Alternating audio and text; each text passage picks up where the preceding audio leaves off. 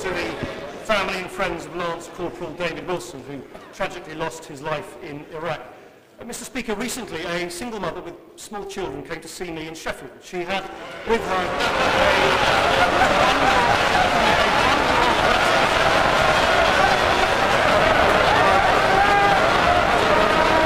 Labour MPs find this hilarious.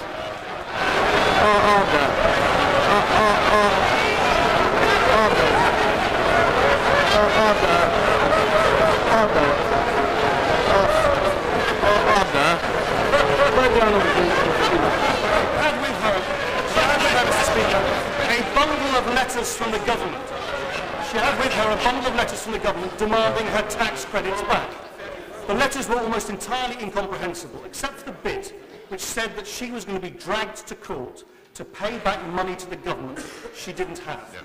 She was terrified. Does the Prime Minister think that this is the kind of help that people need in a recession? Mr. Speaker, tax credits have gone up. They've helped more children out of poverty than any other policy that we've had. Of course, if there are details of the individual case he wants to bring to my attention, I shall look at it. But I think he should recognise that tax credits have taken more children out of poverty than any other single measure.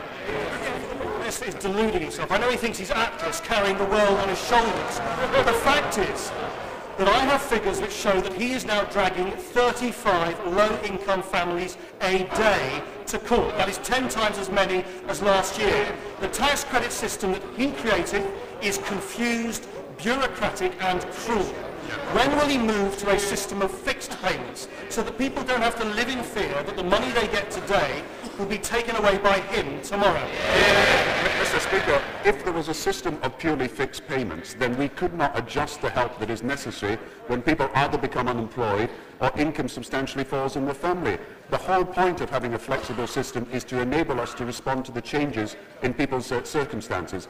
Of course, I will look at the individual case that he has brought before the House, but I think he has got to recognise that 6 million families in this country receive child tax credits, that they benefit from them, in some cases £70 for the first child, and that has done more to take people out of poverty and will continue to do so. And if he is seriously interested in attacking child poverty, he should be supporting tax credits, not opposing them. Martin.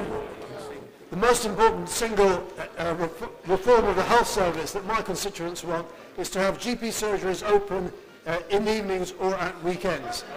Can the Prime Minister confirm that nearly 5,000 GP surgeries, more than half the total, are now offering extended hours? And can he say that all of them will do so? Mr. Speaker, GP surgeries are now open in 65% of the areas of the country in the evenings or at weekends. And they're open because we demanded that Mr. Speaker, their policy is that GPs make their own decision, and that would mean that large numbers of GP surgeries would not be open in the evenings or at weekends.